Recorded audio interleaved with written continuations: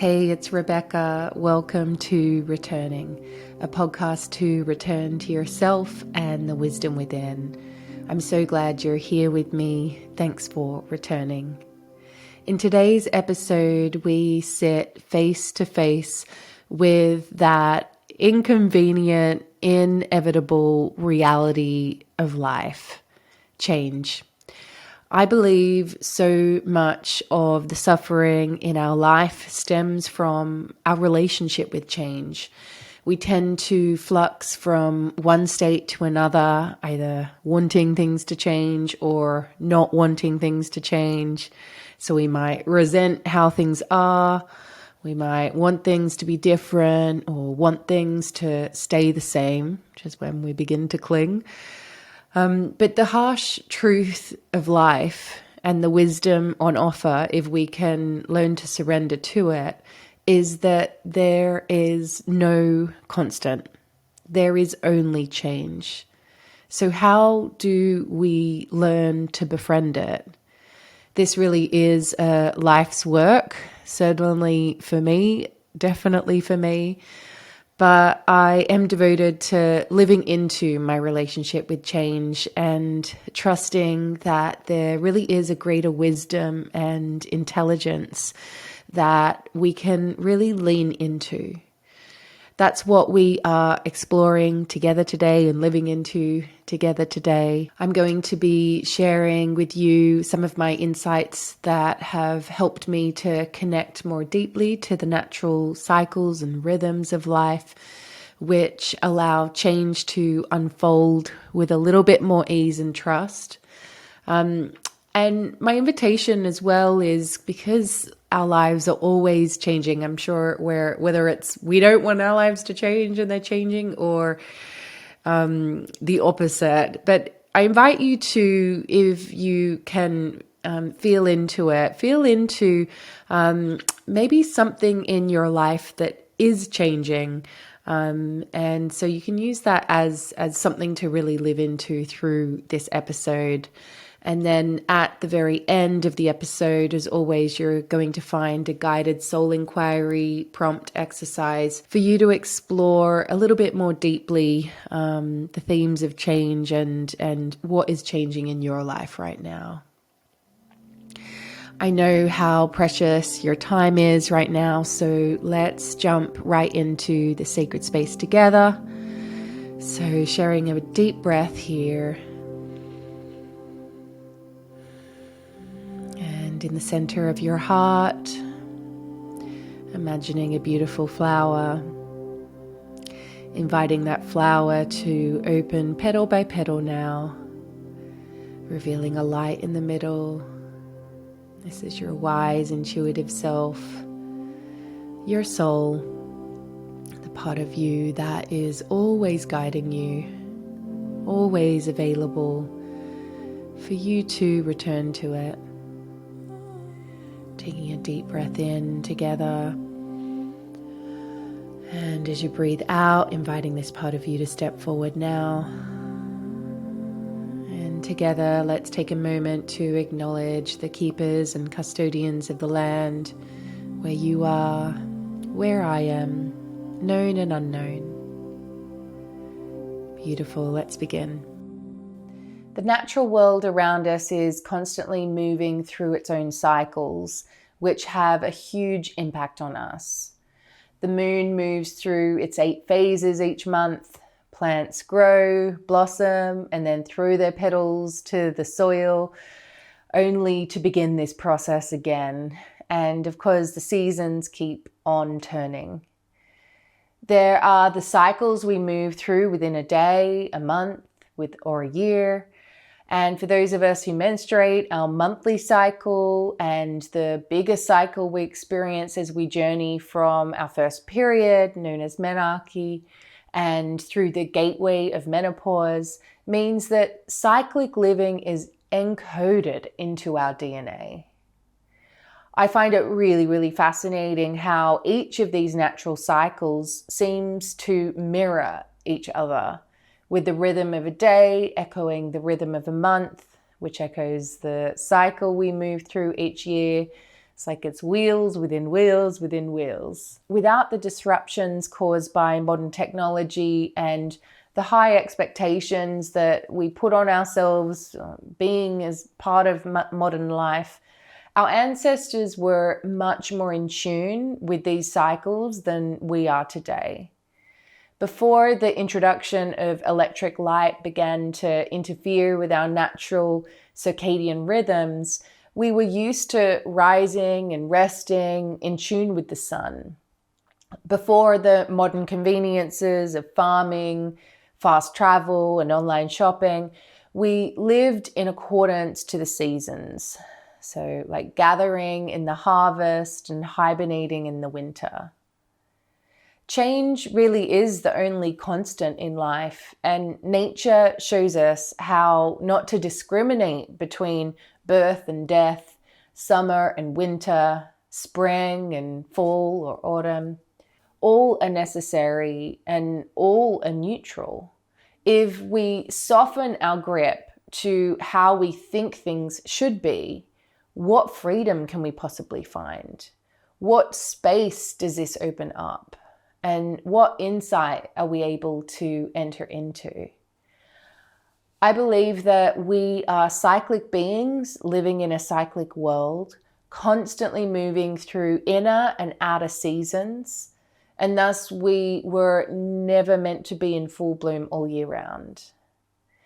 We really are cyclic beings in a constant state of change, of evolution, of growth. And change is one of the only certainties of life. And when we resist our cyclic nature, it's as if we're in a way resisting life. And I think in many cases, this is like how we get stuck, because we're trying to keep things in a single stagnant state. Many of us have learned to be who the world wants us to be. But there comes a time when it just gets harder to hold on to this facade than it is to embrace who we truly are, to really surrender to how we've changed, and to be courageous enough to choose to align our life to be in congruence with this changed person that we have become. Our disconnection from the earth and the seasons leads us to believe that we should be in full bloom all year round, that we should be in a state of grow, grow, grow without leaving space to cut back. When we focus on the never-ending bloom, we forget the importance of all of life's phases. Nature teaches us this every moment of every day. She is forever showing us how to embrace the ever-changing seasons in an ever-changing world. We're not meant to stay the same. Relationships are not meant to stay the same. Life isn't meant to stay the same. Nothing on this planet is meant to stay the same. The seasons teach us that. Night and day teach us that. Time and age teach us that. Birth and death teach us that. We may return to a place, a person, but things will never be exactly as they were. For everything and everyone is forever changing. Nothing is static. The more we try to control things and keep them the same, the further away from the flow of life and ourselves we get. Change can be scary, for it means surrendering to the unknown of being in the in-between, to being not who you were and not quite who you'll soon become. It requires a trust in the transformation, in the death, in order for the rebirth to occur, and a deep reverence for all the seasons of our life. The more we resist change, the further away we are from who we're becoming. When we embrace change, we embrace life and nature and a forever becoming. There comes a point where we can't go back. In a seemingly fleeting moment, the road that led us here is suddenly impossible to access. There can be a sinking knowing that things will never be the same. A death, a birth, a loss, a growth, an ending, a discovery. No matter how hard we try, things are different now. We are different now. The world's different now. What's been seen can't be unseen. There's no going back. Something new beckons us forth. Courage is always required for the rebirth to happen.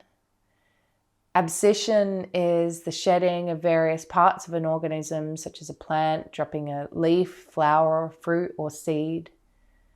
And the rosehip knows, and the phoenix does too, that we need to surrender what was to the earth to one day be transformed anew. We can grasp the petals of the past as the changing winds blow, but eventually we'll discover that change is certainly coming, change is certainly near, and eventually change will be here. And while what once was is no longer, and what soon will be is not yet, it's time to release our petals to the wind with wild abandon for the chance to begin again.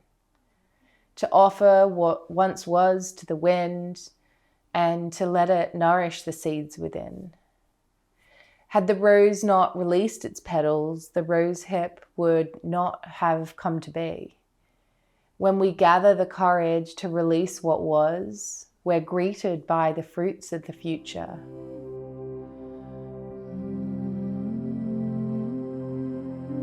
Soul inquiry is a practice where we enter into a direct dialogue with our inner wise self. I like to write my answers that I receive from the wisdom within. I like to write them down, as I find that I receive more deeply and I can kind of trust the wisdom a little bit more if it's in front of me in black and white on the page. But feel free to do whatever works for you. So you might just speak them out loud or just hold them in your heart. So today's soul inquiry prompt is, and it's a hard-hitting one, this one. The soul inquiry for today is, what are you clinging to for fear of nothing coming to take its place? What are you clinging to for fear of nothing coming to take its place? What are you clinging to for fear of nothing coming to take its place?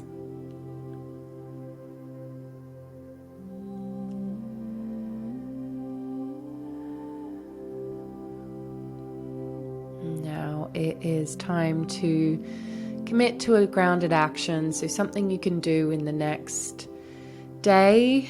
So I want you to write down now a baby step you can take in that direction to integrate this wisdom into your life today. So something that you can do in the next 24 hours, something really, really achievable. What's a baby step you can take today to act on this guidance? So let's all share a deep breath together now as we close the sacred space that we have stepped into together.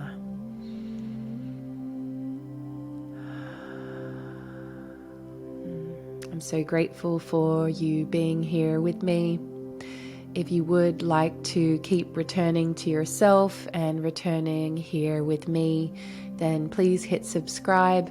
If you'd like the show notes from today's episode or to sign up to receive each new episode directly to your inbox, then just head over to rebeccacampbell.me/podcast. Do you hear the call of nature? Are you endlessly curious about life's big questions? Are you longing to deepen your relationship with the sacred pulse of life? If so, come and explore the Inner Temple Mystery School training. It's an accredited 9-month training for mystics, artists, intuitives, and healers. Come over and check it out at rebeccacampbell.me/mystery school.